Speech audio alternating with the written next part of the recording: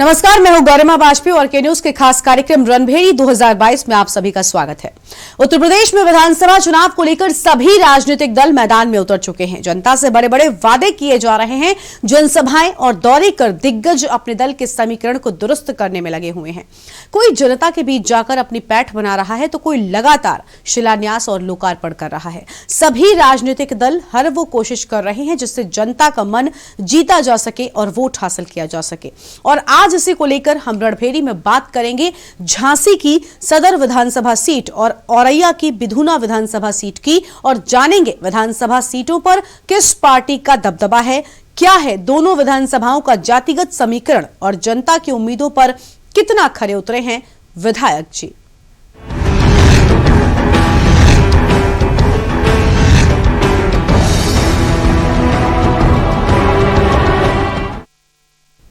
और अब आपको बताते हैं कि आखिर विधायक जी ने क्या किया है। विधानसभा चुनाव 2022 की सरगर्मियां दिखाई देने लगी हैं। उत्तर प्रदेश विधानसभा की झांसी सदर सीट बुंदेलखंड की सबसे महत्वपूर्ण सीट मानी जाती है और फिलहाल ये राजनीतिक रूप से भाजपा के लिए प्रतिष्ठा का सवाल भी बन चुकी है। साल 2012 के विधानसभा चुनाव में बुंदेलखंड की 19 में से 2 विधानसभा सीटों पर भाजपा को जीत मिली थी और जिनमें से एक चरखारी तो दूसरी झांसी सदर सीट थी। और अब 2022 में सीट किसके कब्जे में होगी ये तो वक्त ही बताएगा। ये रिपोर्ट देखिए। रणभेरी 2022 का चुनावी रण तैयार। झांसी की सदर विधानसभा सीट के दिल में क्या है? सदर सीट से कौन मारेगा बाजी? कितना उम्मीदों पर खरे उतरे विधायक जी? सदर विधानसभा सीट पर सबकी निगाहें। सदर से भाजपा के रवि शर्मा है विधायक। किसके सर सजेगा 2022 का ताज?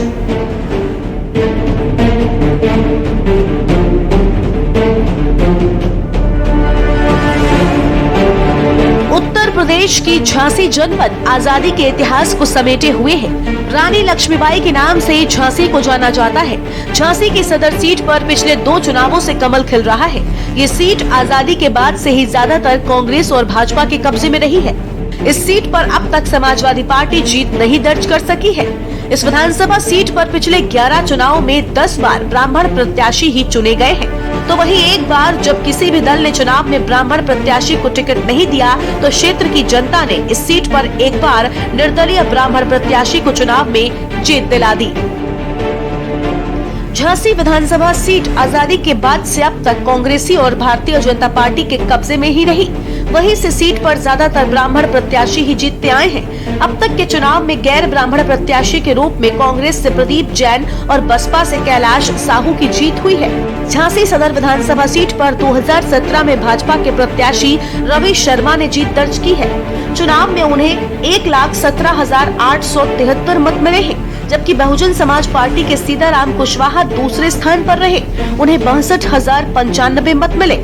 वहीं 2012 में भी इस सीट पर भाजपा के रवि शर्मा ने जीत दर्ज की है, लेकिन उन्हें इस चुनाव में 67,043 मत मिले, जबकि बसपा के सीताराम कुशवाहा को 58,963 मत मिले थे।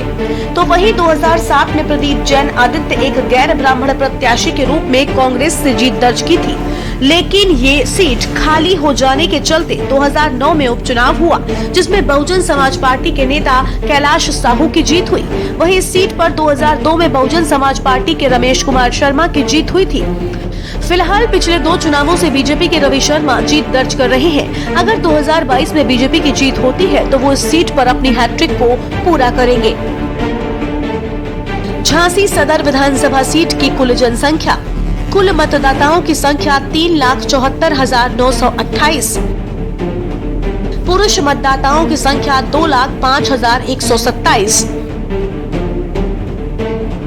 महिला मतदाताओं की संख्या 1,69,801। 2017 झांसी की सदर विधानसभा चुनाव परिणाम, भाजपा के रवि शर्मा ने दर्ज की जीत। रवि शर्मा को मिले 1,17,873 वोट। बसपा के सीताराम कुशवाहा को 55,778 वोटों से हराया। सीताराम कुशवाहा को मिले 62,095 वोट। यूपी विधानसभा चुनाव 2022 को लेकर सरगर्मियां तेज हो गई हैं। सभी राजनीतिक दल अपने अपने चुनावी गठजोड़ में लगे हुए हैं। अब झांसी की सदर विधानसभा सीट पर 2022 के रण में कौन बाजी मारेगा, ये तो वक्त ही बताएगा। फिलहाल यहाँ पर भाजपा का कब्जा है और भाजपा 22 में फिर से रण फतेह करने के लिए जी तोड़ मेहनत कर रही है। तो वहीं दूसरी ओर सपा और कांग्रेस भी सत्ता की कुर्सी पर काबिज होने के लिए लगातार चुनावी बिसात बिछाने में लगी हुई है। अब देखना होगा कि 2022 के रण में जनता किसी सत्ता की कुर्सी पर बैठाती है। इलेक्शन डेस्क, के न्यूज इंडिया। और ग्राउंड जीरो पर उतरकर हमारे संवाददाता ने जनता के मूड को जाना और समझा है, वो भी देखिए। मेरे हिसाब से तो काम उनने बहुत अच्छा काम कराया है और हालांकि हम भी चाहेंगे कि आगे जाके विधायक जी को ही हम सपोर्ट करें, क्योंकि विधायक जी ने गली, ग्राम और इस शहर के प्रति काफ़ी अच्छा काम किया है। तो मैं तो ये उम्मीद रखता हूँ कि विधायक जी को अब इस बार फिर जिताना है। विधायक जी से यही उम्मीद थी कि मार्केट है जो उसने इसका अच्छा हो, सड़क अच्छी होनी चाहिए, इन्हीं सबसे उनसे निवेदन था। मगर आप खुद देख रहे हैं कि क्या से क्या हाल है। नहीं वैसे और क्या उम्मीद थी हैं? और क्या उम्मीद थी उनसे? और भी काफ़ी दिन, जब मार्केट डाउन चल रहा है इस समय, सारी ये चीज़ सब चल रहा है अभी। हमारे यहाँ बहुत अच्छे काम हुए हैं। हमारी सारी रोडें बनी हैं, पाइप लाइनें बिछ रही हैं, घर घर जाके कनेक्शन हो रहे हैं, पार्क की मरम्मतें हो रही हैं, हाथी ताल का भी काम चल रहा है इस समय। मतलब विधायक जी आप जितनी उम्मीदें थी खरे उतरे हुए हैं। हाँ, अच्छा काम कर रहे हैं। अच्छा काम कर रहे हैं। और क्या अपेक्षाएं थी? और क्या अपेक्षा रखेंगे, अब काम अच्छे चल रहे हैं। काम तो हुआ है झांसी में, हद से ज़्यादा काम हुआ है। 5 साल पहले, 10 साल पहले जो झांसी का हाल था और आज का हाल है, अंतर तो है। सड़कें, पानी और बिजली का क्या हाल है झांसी में? सड़कें बढ़िया हो गई हैं, कुछ जगह ही खराब है सड़कें, अधिकांशतः बढ़िया है। आपके हिसाब से विधायक कैसे हैं आपके? बढ़िया विधायक। बीजेपी सरकार दोबारा आनी चाहिए क्षेत्र? बिल्कुल आनी चाहिए। रवि शर्मा जी से पूरी उम्मीदें थी, जो हमारे यहाँ के विधानसभा क्षेत्र से, झांसी क्षेत्र से बने हुए हमारे रवि शर्मा जी, उन्होंने जैसे कि लक्ष्मीबाई पार्क देखो, उन्नाव गेट पे अपना वो मुक्ति धाम है, वहाँ पे भी काफ़ी अच्छा उनने प्रोग्रेस दिखाई है। और भी कई जगह जैसे पार्क है, किला है, जैसे कि अपना अभी इस टाइम पे अगर अपन बात करी जाए वो रानी लक्ष्मीबाई का किला, वृंदावन पार्क, काफ़ी ऐसी बहुत सी चीज़ें हैं। आने वाले उम्मीद में भी यही करते हैं कि रवि शर्मा जी अपने यहीं से, झांसी से विधायक बने। जैसे कि हमारे यहाँ पे बिजली की सुविधा काफ़ी अच्छी है और पानी की भी माने तो वो भी सुविधा काफ़ी अच्छी है। और यहाँ पे काफ़ी रोड जैसे डले हुए थे, वैसे कई जगह मरम्मत नहीं हुई थी, तो यहाँ पे भी काफ़ी रोड भी सही डले हुए हैं। आपके हिसाब से विधायक जी ने बहुत अच्छा काम कराया? जी जी। ऐसा है काम, ऐसे तो उन्होंने वैसे कुछ हमारे हिसाब से कुछ भी काम नहीं कराया जो होना चाहिए उनका जो काम, मगर ठीक है। फिर भी अगर जो है कि योगी जी ने जो उनके लिए किया था कि भैया ऐसे ऐसे इतने जो पैसे आ रहे हैं झांसी के लिए, उस हिसाब से हमारे हिसाब से कोई काम भी नहीं हुआ है। क्या चाह रहे थे, क्या काम नहीं हुआ? मैं ये चाह रहा था कि रोड जो रोड है, रोड अच्छी डल जाए। जब कोई आते हैं विधायक जी, कोई बाहर से मंत्री जी आते हैं, तब तो रोड अच्छी हो जाती है। इसके बाद वही रोड वही बुरा हाल है। यहाँ अपने मार्केट में देख लिए, पार्किंग की कोई व्यवस्था नहीं है। पार्किंग का हर बार ठेका हो जाता है, पैसे लगते हैं, मगर कोई व्यवस्था नहीं है। पूरी मार्केट की स्थिति खराब है, हर जगह की रोड खुदी हुई पड़ी हुई है, कोई नहीं, उसमें विकास नहीं हो रहा है। पानी बिजली की क्या व्यवस्था है पूरे झांसी? पानी तो खैर, बिजली तो ठीक है, मगर पानी की कोई व्यवस्था नहीं है। गर्मियों में पानी आदमी बहुत दूर दूर से लेके जाता है, कहीं कोई कैंपर नहीं आ रहा है, कोई कुछ नहीं आ रहा है। अभी सुना था कि महेंद्रपुरी में रोड पास हो गया है, लेकिन अभी तक डला नहीं है। बस बाकी हम जहाँ किराए से रहते थे वहाँ पे तो सब ठीक था मिशन कंपाउंड में, और जहाँ महेंद्रपुरी में हमने लिया है प्लाट, वहाँ पे अभी तक रोड नहीं डला है, रोड पास हो गया है। कितनी उम्मीदें थी कि विधायक बने हैं, बीजेपी से बने हैं, क्या क्या काम कराएंगे, क्या हुआ क्या नहीं हुआ? 50% काम होता है, 50% नहीं हुआ है। सरकार आपके हिसाब से ठीक है? अब सरकार तो काम कर रही है, लेकिन कुछ बीच के लोग, नेता लोग होते हैं तो वो नहीं करते हैं काम कायदे से। रवि हेमरानी भैया। रवि जी, क्या उम्मीदें थी यहाँ के सदर विधायक से? आपको क्या काम हुए सरकार में, क्या चाहते थे आप? काम बहुत हुए हैं और जो चाहते हैं सब हुआ है और अच्छा होगा आगे भी। खुश हूँ मैं तो सरकार से, बीजेपी से संपूर्णतः संतुष्ट हैं भैया हम। यहाँ के विधायक से कितनी उम्मीदें थी, काम हुआ है झांसी क्षेत्र में? हुए हैं, रोडें बनी है, शांति है, सफाई है, शहर में बहुत कुछ है। पानी, ये आपका पानी वाली धर्मशाला वगैरह बन गई, पानी, लोगों की पानी की समस्याएं बहुत थी। थोड़ा बहुत रोडों की समस्या है, वो भी ठीक हो जाएगी। गलियों में मेन रोड बन गए हैं, गलियों के हैं, वो भी बन जाएंगे। ऐसे ही विधायक दोबारा बने? बिल्कुल बने, बीजेपी ही आए, हम तो चाहते हैं। मोदी जी आए, योगी जी आए और हमारे विधायक जी रवि शर्मा जी भी आए। हमारा नाम भैया निक्की लोहिया। निक्की जी, विधायक जी से क्या आशाएं थी जो 4 साल में उन्होंने क्या काम कराया? आशाएं तो भैया हर आदमी को विधायक से होती हैं, हमारे विधायक से होती हैं, और हमें भी बहुत आशाएं थी कि जिस तरह के कार्य होने चाहिए थे। हालांकि काफ़ी कार्य पूरे हुए, लेकिन कुछ नहीं हुए हैं। आगामी सरकार में हम चाहते हैं जो सरकार है वो बीजेपी की आए, और जो कार्य रह गए हैं उन कार्यों को इस सरकार में पूरा किया जाए। और आपकी तरफ से किस तरह का विकास होना चाहिए? विकास जैसे स्मार्ट सिटी के अंतर्गत हमारे झांसी शहर को लिया गया है, तो वो स्मार्टनेस अभी हमें झांसी के अंदर दिखी नहीं है। वो स्मार्टनेस झांसी के अंदर जैसे दिन नज़र आ जाएगी तो हमें लगेगा कि कार्य पूरे हो गए। क्या चाहते हैं कि कौन सी सरकार अगली साल में आनी चाहिए? आगामी में हम तो बीजेपी की सरकार ही चाहते हैं बस, और ये चाहते हैं कि वो जो स्मार्ट सिटी के अंतर्गत, जैसे आप सभी आज ट्रैफिक की समस्या देखिए कितनी बड़ी है हमारे झांसी में, है ना। तो इस तरीके के विकास चाहिए, जैसे ट्रैफिक वगैरह है, और थोड़ा सा बिजली तो भी बेहतर हो गई है पहले से, लेकिन थोड़ा पानी का जो आउट में समस्या है उनको निस्तारण किया जाए। बस यही चाहते हैं, और क्या चाहते हैं, बाकी तो सब बढ़िया चल रहा है। अगर बात झांसी की जाए तो झांसी में तो काफ़ी काम हुए हैं। यहाँ पर जो सड़कें थीं, काफ़ी जगह सड़कें डली हैं, और जो मूल सुविधाएं थीं लोगों तक पहुँची हैं, लेकिन कहीं कहीं तक नहीं पहुँची हैं। बात करें कि जब बीजेपी सरकार जब अपनी सरकार बनाने के लिए जब लगभग आज से 4 साल पहले आए हुए थे, तो जैसे प्रधानमंत्री मोदी जी की बात करें, बड़ी बड़ी बातें करते थे कि हम 100 दिनों में काला धन लेकर आएंगे या महंगाई बिल्कुल हटा देंगे। लेकिन आज आप अगर कीमतें देखें किसी भी चीज़ की जो मूल रूप से घर में यूज होती हैं, दाल है, आटा है, तेल हैं, ये चीज़ें बिल्कुल लोग खरीद नहीं पा रहे हैं। सबसे बड़ी बात है बेरोजगारी। रोजगार सरकार दे नहीं पाई है, क्योंकि ये लोग जब सरकार में आए थे तो उन्होंने ये कहा था कि जितने भी बेरोजगार लोग हमारे हैं उनको रोजगार देंगे। सबसे पहली बात कि रोजगार है नहीं है, और बेरोजगारी बिल्कुल चरम पर है। महंगाई इतनी है कि लोग घर पे सामान लेकर नहीं आ पा रहे हैं।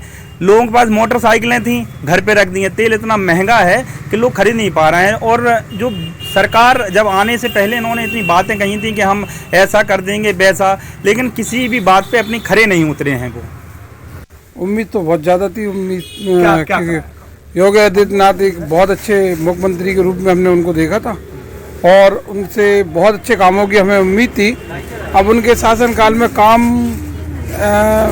मामूली सा हुआ है, ज़्यादा नहीं हुआ कुछ। क्या काम नहीं हुआ जो होना चाहिए था? एक तो शिक्षा पे काम नहीं हुआ, सबसे बड़ी बात है। अगर शिक्षा पे काम होता तो हमें जो मालूम है, अगर एक घर के अंदर एक व्यक्ति भी अगर शिक्षित निकला है तो वो सारा घर बन जाता है। इसीलिए हमारे उत्तर प्रदेश में लोग मतलब शिक्षित नहीं है। शिक्षा की बहुत ज़्यादा कमी है, स्कूलों की कमी है, कॉलेजों में पढ़ाई ठीक से नहीं हुई है, शिक्षा के ऊपर काम नहीं किया गया बिल्कुल भी। और दूसरी बात, लाइट पे इतना ज़्यादा बिल आ रहा है, पानी का बिल आ रहा है, लगातार लाइट की यूनिट बढ़ रहे हैं, इस पे कोई ये कहा जाए कि विधायक ने कुछ कराया तो क्या कहोगे आप? विधायक के बारे में तो इतनी जानकारी नहीं है, हमें नहीं लगता है कि उन्होंने कुछ काम कराया है। अगर काम कराया होता तो दिख रहा होता काम। झांसी क्षेत्र के अंदर काम तो दिख नहीं रहा। अभी ऐसा कुछ नहीं है कि जिसकी वजह से बोला जाए कि काम बहुत हुआ। और रणभेरी में वक्त हो रहा है एक छोटे से ब्रेक का, आप कहीं मत जाइएगा, चल लौटेंगे।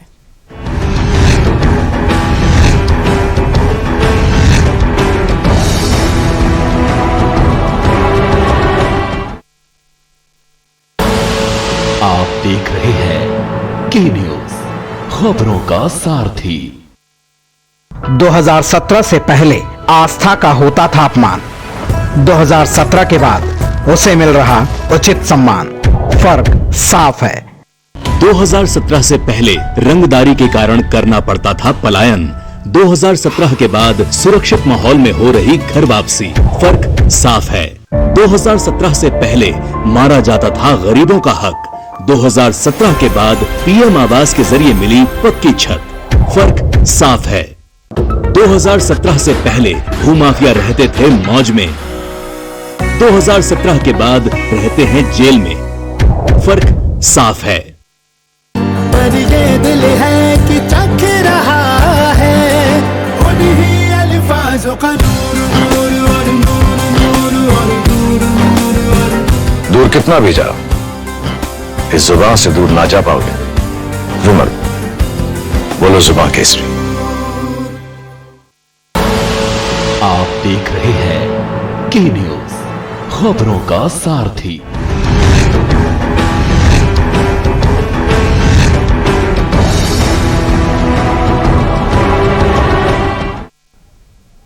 ब्रेक के बाद आप सभी का स्वागत है। रणभेरी में आगे बढ़ेंगे, लेकिन उससे पहले आपको सीधा खटीमा लेकर चलते हैं, जहां पर उत्तराखंड के मुख्यमंत्री पुष्कर सिंह धामी क्या कह रहे हैं वो सुनाते हैं। पार्टी की सरकार आ रही है, उन्हें एक बार आप सब लोग कमर बुलाने वाले हैं। भाइयों बहनों, क्योंकि आज हम सभी लोग नितिन जी को सुनना चाहते हैं। मैं आपके बीच में बार बार बोलता हूँ और आदरणीय नितिन जी ने जिस प्रकार से यहाँ काम किया है, मैं 2-3 चीजें आपके सामने रखना चाहता हूँ। आपके मंत्री बनने से पहले हम यहाँ से जब रुद्रपुर जाते थे, क्या स्थिति होती थी? रुद्रपुर जाने तक 3 घंटे 4 घंटे का समय लगता था और आपने मंत्री के रूप में काम करते ही इसको इतना शानदार हाईवे बना दिया कि आप हमको केवल 45 मिनट यहाँ से रुद्रपुर जाने में लगते हैं। उससे आगे आप जाएंगे, काठगोदाम से रामपुर का हाईवे, काशीपुर से लेकर हरिद्वार का हाईवे और देहरादून से दिल्ली जाने वाला जो 12,000 करोड़ रुपए का आपने एलिवेटेड रोड स्वीकृत किया है, उसके बन जाने के बाद तो मात्र 2 घंटे में देहरादून से दिल्ली की दूरी पूरी की जाएगी। मैं एक दिन कह रहा था कि आपने इतनी अच्छी सड़कें बना दी हैं, आने वाले समय में एरोप्लेनों का क्या होगा? क्योंकि अगर हम आज भी दिल्ली जाते हैं, अगर देहरादून से दिल्ली जाना होता है तो हमें 2 घंटे पहले एयरपोर्ट से जाना पड़ता है, फिर 1 घंटा एयरपोर्ट से बाहर निकलने में लगता है, आधा घंटा फिर जो है जहां हमारा जाना होता है उस जगह में लगता है। यानी कुल मिलाकर 4 से 5 घंटे फिर भी लग जाते हैं। और आप सड़क बना देंगे, जो आपने सड़क स्वीकृत करी है, तो उसके बाद मात्र 2 घंटे में पहुंचेंगे। और हमारे और अब रुक करते हैं रणभेरी में। विधुना विधानसभा सीट उत्तर प्रदेश की महत्वपूर्ण विधानसभा सीट है, जहां से 2017 में भारतीय जनता पार्टी ने जीत दर्ज की थी और इस बार विधुना विधानसभा सीट के परिणाम किस पार्टी के पक्ष में होंगे, ये जनता को तय करना है। विधुना विधानसभा सीट उत्तर प्रदेश के औरैया जिले में आती है। 2017 में विधुना में कुल 37.51% वोट पड़े थे और 2017 में भारतीय जनता पार्टी से विनय शाक्य ने समाजवादी पार्टी के दिनेश कुमार वर्मा को 3,910 वोटों के मार्जिन से हराया था। रणभेरी 2022 का चुनावी रण तैयार। औरैया की विधुना विधानसभा सीट के दिल में क्या है? विधुना सीट से कौन मारेगा बाजी?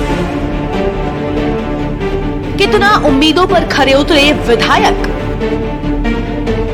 विधुना सीट विधानसभा सीट पर सबकी निगाह। विधुना सीट से भाजपा के विनय शाक्य है विधायक। किसके सर सजेगा 2022 का ताज?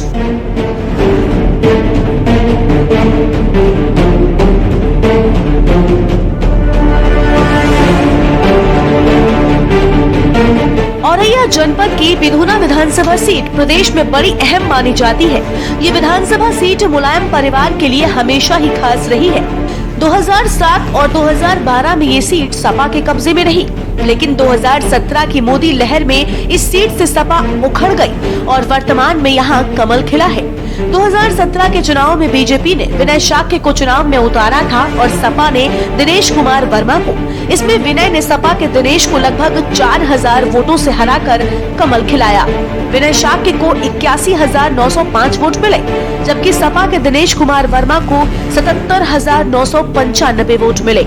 वहीं इस सीट पर 2012 में मुलायम सिंह यादव की दूसरी पत्नी साधना गुप्ता के भाई को चुनाव में सपा ने उतारा था। उन्होंने चुनाव में बसपा के देवेश कुमार के खिलाफ जीत दर्ज की थी। उत्तर प्रदेश के औरैया जनपद की विधुना विधानसभा सीट काफी चर्चा में है। इस विधानसभा में समाजवादी पार्टी के संरक्षक मुलायम सिंह यादव की ससुराल होने से ये और भी खास हो जाती है। विधुना में ही मुलायम सिंह की दूसरी पत्नी साधना गुप्ता का मायका है। इस कारण सपा का इस सीट से खास लगाव रहा है। 2017 के विधानसभा चुनाव में इस सीट से समाजवादी पार्टी के मुख्यमंत्री पद के दावेदार और पूर्व मुख्यमंत्री अखिलेश यादव चुनाव लड़ने वाले थे। हालांकि बाद में ऐसा नहीं हुआ। बिधूना विधानसभा सीट कन्नौज लोकसभा में आती है। 2012 में यहां से समाजवादी पार्टी के प्रमोद गुप्ता जीते थे, लेकिन 2017 में एसपी ने प्रमोद का टिकट काटकर विधानसभा अध्यक्ष रहे स्वर्गीय धनी राम वर्मा के पुत्र दिनेश वर्मा को दिया। इसका नुकसान भी एसपी को उठाना पड़ा और 2017 विधानसभा चुनाव में बीजेपी ने जीत हासिल की। बता दें कि बिधूना विधानसभा सीट इसलिए और भी खास हो जाती है क्योंकि ये कन्नौज लोकसभा सीट में आती है और यहीं से अखिलेश यादव की पत्नी डिम्पल यादव ने राजनीति शुरू की थी। डिम्पल यादव यहाँ से कई बार जीती भी थी। औरैया की बिधूना विधानसभा की कुल जनसंख्या, कुल मतदाताओं की संख्या 3,55,368। पुरुष मतदाताओं की संख्या 1,95,584। महिला मतदाताओं की संख्या 1,60,964। 2017 बिधूना विधानसभा का चुनाव परिणाम, भाजपा की विनय शाक्य ने दर्ज की जीत। विनय शाक्य को मिले 81,905 वोट। सपा के दिनेश कुमार वर्मा को 3,910 वोटों से हराया। दिनेश कुमार वर्मा को मिले 77,995 वोट। 2017 के चुनाव में सीट पर कब्जा जमाने वाली बीजेपी इस बार भी अपना वर्चस्व बनाए रखना चाहती है और इसीलिए बिधूना सीट पर बीजेपी की नजर है। लेकिन दूसरे दल भी इस बार इस सीट को अपना बनाने के लिए एड़ी चोटी का जोर लगा रहे हैं। अब देखना दिलचस्प होगा कि 2022 में यहाँ कौन बाजी मारता है और सत्ता की कुर्सी पर बैठता है। इलेक्शन डेस्क, के न्यूज इंडिया।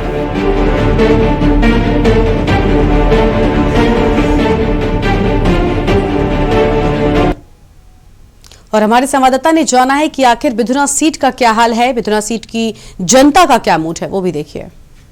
इस समय हम मौजूद हैं बिधूना विधानसभा के गांव भिकरा में। यहाँ कुछ ग्रामीण हमारे साथ मौजूद हैं, उनसे जानेंगे कि आगामी विधानसभा चुनाव में उनकी क्या राय है। क्या नाम है भाई साहब? ब्रजेन सिंह। ब्रजेन जी, आगामी विधानसभा चुनाव में आप किस पार्टी को वोट देंगे? बीजेपी को। ऐसी क्या वजह है जो आप बीजेपी को वोट देंगे? उसमें सब अच्छाइयाँ हैं, बुराइयाँ तो है नहीं। आगामी विधानसभा में आप किस पार्टी को वोट देंगे और आपके वर्तमान में विधायक जी ने कितना गांव का विकास किया है?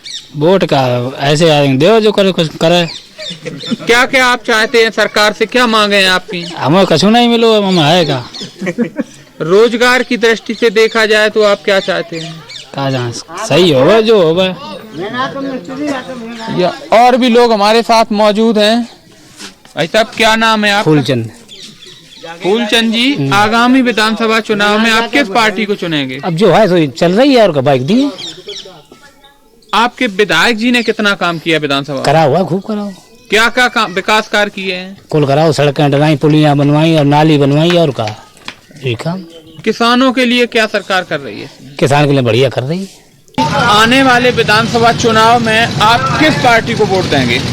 बाबा दिए, योगी जी को वोट देंगे आप? बिल्कुल। ऐसी कौन सी वजह है कि आप योगी जी को वोट देंगे? मैंने बात वो गुंडागर्दी खत्म कर रहा हूँ। आपके जो मौजूदा विधायक हैं उन्होंने कितना एक विकास किया है बिधूना विधानसभा में? विकास तो सभी करा थे, कछु न कछु, लेकिन बाबा का सबसे बड़ा योगदान हमें बढ़िया लगा है कि गुंडा राज खत्म कर रहे हैं। गुंडा राज खत्म कर रहे हैं। भाई साहब, क्या नाम है आपका? ओमचंद। आप आने वाले विधानसभा चुनाव में किस पार्टी को वोट देंगे? समाजवादी। यहाँ के विधायक कौन है? अरविंद। विनय शाक्य जी यहाँ के विधायक, उन्होंने कितना काम किया है विधानसभा में? हमने तो पूरी विधानसभा में देखा भी नहीं, सुनते हैं कि उनकी तबीयत खराब रहती है। पूरी 5 वर्षीय योजना में हम तो देखा भी नहीं। और भी लोग हमारे साथ मौजूद हैं, उनसे जानेंगे। क्या नाम है? राम बिहारी। आप आने वाली विधानसभा चुनाव में किसको वोट देंगे? आप बताइए कैसे है? तो जयराजन कौन जो है, कौन का है, कम पढ़े लिखे हम क्या हाँ। आने वाले विधानसभा चुनाव में आप किसको वोट देंगे? समाजवादी पार्टी। ऐसी क्या वजह है जो आप समाजवादी को वोट देंगे? नहीं, समाजवादी को सरकार बढ़िया सरकार है। आपके जो मौजूदा विधायक हैं उन्होंने कितना विकास किया है? कुछ नहीं, विकास आज कुछ नहीं हुआ है। विधानसभा में जैसे तमाम तरह की सरकार की गड्ढा मुक्त योजना है, उनको लेकर विधायक जी ने क्या किया है? अब इतनी तो जानकारी नहीं, मैं घर पर रहा नहीं, लेकिन अखिलेश सरकार में ज़्यादा काम हुआ था। क्या नाम है? जी मेरा नाम जितेंद्र है। जितेंद्र जी, आप आने वाले विधानसभा चुनाव में किसको वोट देंगे? देखिए अब मेरा कहना यही है कि जो भी मंत्री जी का है बॉबी गुप्ता, सचिन पति गुप्ता बॉबी। अच्छा, साधना गुप्ता यहाँ की क्या बेटी थी? यहाँ की बेटी थी। उनकी शादी किनके साथ हुई? नेताजी के साथ। अच्छा, तो इनका साफ कहना है कि नेताजी के साथ उनकी एक शादी हुई। भैया क्या नाम है आपका? डिम्पल गुप्ता। गुप्ता जी, ये मकान किसका है? बॉबी गुप्ता का। इनकी जो बहन है साधना गुप्ता, क्या लगती है इनकी? दीदी। इनकी शादी नेताजी के साथ हुई क्या? जी। आगामी विधानसभा का चुनाव पास है जी, आप किस पार्टी को वोट देंगे? मेरा तो वोट 15 साल तो सपा में जा रहा है, वो सपा में जाएगा। ऐसी क्या वजह है? क्या विकास कार्य किए सपा ने? नहीं, विकास किए हैं और मेरी नज़रों में किए हैं, नहीं किए हैं, लेकिन हमारा वोट किसी अन्य पार्टी में नहीं माना जाता है। तो गुप्ता जी के वजह दुकानदार, उनके गुप्ता जी के किराएदार हैं हमें, ठीक है, उसकी वजह से वोट हमारा भाजपा में जाए तब भी वो सपा में माना जाता है। आगामी विधानसभा चुनाव में किस पार्टी को वोट देंगे? जी हम समाजवादी पार्टी को वोट देंगे। ऐसी क्या वजह है जो आप समाजवादी पार्टी को वोट देंगे? जी हम एक किसान हैं और हमको ये झेलना पड़ता है कि हमारे खेत में कितनी गायें आती हैं, कब तक हमारा खाना पड़ता है, रात भर सो नहीं पाते हैं, तो हमें इसलिए हम समाजवादी को वोट देंगे। योगी सरकार लैपटॉप, टैबलेट, मोबाइल जैसी तमाम तरह की आप लोगों के लिए बांट रही है परीक्षार्थियों के लिए, तो उसके बारे में क्या कहना है? जी अभी तक तो हमें मिला नहीं, तो हम क्या बता सकते हैं आपको कि हमें मिला नहीं। या आपके विधायक को हैं वर्तमान में? हमारे विधायक विनय साक जी हैं। उन्होंने कितना एक विकास कार्य किया है? हमारे गांव में एक सड़क है जो मेन सड़क है गांव की, उस पर आज दिन तक कभी पानी नहीं खत्म हुआ और आज दिन तक वो सड़क नहीं बन पाई, पूरे 5 साल हो गए हैं। हम उसी पानी से रोज निकल के जाते हैं पढ़ाई करने उसी पानी से रोज निकल के जाते हैं। अगर नहीं मानते तो आप दे सकते हैं। हमारे साथ मौजूद हैं, उनसे जानते हैं। क्या नाम है आपका? अंशु यादव। अंशु जी, आप आगामी विधानसभा चुनाव में किस पार्टी को वोट देंगे? सपा को। सपा ने ऐसे क्या विकास कार्य किए हैं विधानसभा में? बहुत से किए हैं। मौजूदा विधायक कौन है आपके यहाँ? विनय साग जी। उन्होंने कितना विकास किया है? उन्होंने क्या किया है? कुछ नहीं। क्या नाम है आपका? अभिषेक यादव कनपुर। अभिषेक जी, कहाँ से आप आ रहे हैं? हम बदूनई से रहते हैं यहीं पर। नहीं, आपकी पीठ पर एक बैग है। नहीं, कॉलेज से आ रहे हैं अभी। अच्छा, तो ये सिर में समाजवाद है, और सिर समाजवाद इसलिए है क्योंकि अब जो नए लड़के हैं इनको सबको समाजवादी साइकिल की मतलब पार्टी की जरूरत है। नौकरी की वजह से आज दिन तक कोई वैकेंसी ऐसी नहीं है जिसमें हम लोग लग सकें। जो हमारी किसानों की सुनेगा उसको। विधायक जी कौन है आपके यहाँ के? विधायक जी इस समय विनय साक। क्षेत्र में आते हैं? नहीं। कितना काम किया है विधायक जी? कुछ नहीं। विधानसभा के चुनाव पास में है, आप किसको वोट देंगे? अभी हमने इस बात को चयनित नहीं कर पाया है कि जो मेरा किसान यूनियन का काम करेगा उसी को मैं विधायक बनाऊंगा। आने वाले विधानसभा के चुनाव में हम अखिलेश भैया को देखना चाहते हैं। किस लिए? क्योंकि इस पार्टी में क्या होता है, सिर्फ जात धर्मवाद पे मतलब हिंदू मुस्लिम चुनाव होता है, और उसमें ये हिंदू मुस्लिम ये कुछ नहीं होता है, और बेरोजगारी भी बहुत है। हम खुद एक DL.ED बेरोजगार हैं, 2017 बैच से हैं, BTC करे हुए हैं, और वैकेंसी नहीं दी जा रही है। एक बार जब नकलऊ धरना में पहुँचे तो वहाँ पे लाठी भी बजी, अभी भी बज रही हैं, मेरे साथी वहाँ पे हैं। तो सिर्फ धर्म से विकास नहीं होगा, नाम बदलने से विकास नहीं होगा। अखिलेश जी ने ऐसा कौन सा विकास किया है जिसलिए आप उन्हें वोट देंगे? अखिलेश जी ने शुरुआत की अपनी लैपटॉप योजना से ही शुरुआत की। आगामी विधानसभा चुनाव में आप किस पार्टी को वोट देंगे? समाजवादी पार्टी को वोट देंगे। ठाकुर होते भी समाजवादी पार्टी को वोट देंगे हम। क्या विकास ऐसे कार्य किए हैं समाजवादी पार्टी ने, किस लिए आप? समाजवादी पार्टी ने XYZ सब अच्छे काम किए हैं, लेकिन भाजपा पार्टी ने कोई अच्छा काम नहीं किया, केवल भ्रमित किया है, विश्वासघात किया है। आगामी विधानसभा चुनाव में आप किस पार्टी को वोट देंगे? अभी पार्टी विशेष से कोई ताल्लुकात नहीं है, जो अच्छा काम करेगा उसको वोट देंगे। आपके विधायक जी ने कितना विकास किया विधानसभा में? आप विधायक जी ने विकास किया उनका तो मानसिक संतुलन ही खो गया, वो क्या विकास करते हैं। आगामी विधानसभा चुनाव में आप किस पार्टी को वोट देंगे? हम तो भाजपा को ऐसी क्या वजह है जो आप भाजपा को वोट देंगे? भाजपा को इसलिए वोट देंगे कि गुंडागर्दी बिल्कुल खत्म, हम अपना व्यापार स्वतंत्र होकर कर सकते हैं। कोई हमसे ये सौदा लेने के बाद ये नहीं कह सकता है कि मुझे जानते हो कि नहीं जानते। इस मुद्दे पर मैं भाजपा को वोट दूंगा। आपके वर्तमान में विधायक कौन है? अब विधायक तो मेरा मुद्दा सिर्फ कमल का फूल है, किसी को भी उसे सीट दी जाए, मुझे कमल के फूल में ही वोट डालना है। विधायक जी ने कितना विकास किया आपकी विधानसभा? विधायक जी का तो खेल बिल्कुल बेकार रहा है, यहाँ उन्होंने कोई कार्य नहीं कराया। बिधूना विधानसभा 202 में अलग अलग किसान, बेरोजगार, मजदूर, युवा सभी से बात की, सभी की अलग अलग राय है। अब देखने वाली बात यह होगी कि किसके सर सजता है ताज, किसको देखना पड़ती है हार का मुंह। के न्यूज के लिए उमेश अवस्थी, औरैया। रणभेरी 2022 में आज बस इतना ही। तमाम बड़ी खबरों के लिए आप बने रहिए आपके अपने चैनल के न्यूज इंडिया के साथ। नमस्कार।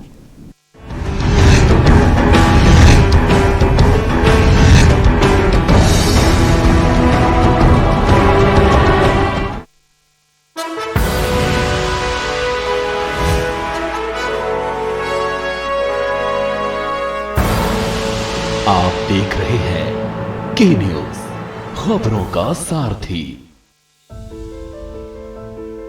उत्तर प्रदेश सरकार कोविड-19 के संक्रमण से मृतकों के आश्रितों को 50,000 रुपए की अनुग्रह राशि प्रदान कर रही है। अनुग्रह सहायता राशि के लिए आश्रित अपने जिले के कलेक्ट्रेट स्थित कार्यालय में ऑफलाइन या राहत आयुक्त कार्यालय की वेबसाइट rahat.up.nic.in पर ऑनलाइन आवेदन कर सकते हैं। आश्रित कोविड से मृत्यु का प्रमाण, मृत्यु प्रमाण पत्र और बैंक पासबुक की कॉपी के साथ आवेदन कर सकता है। अधिक जानकारी के लिए rahat.up.nic.in पर लॉगिन करें।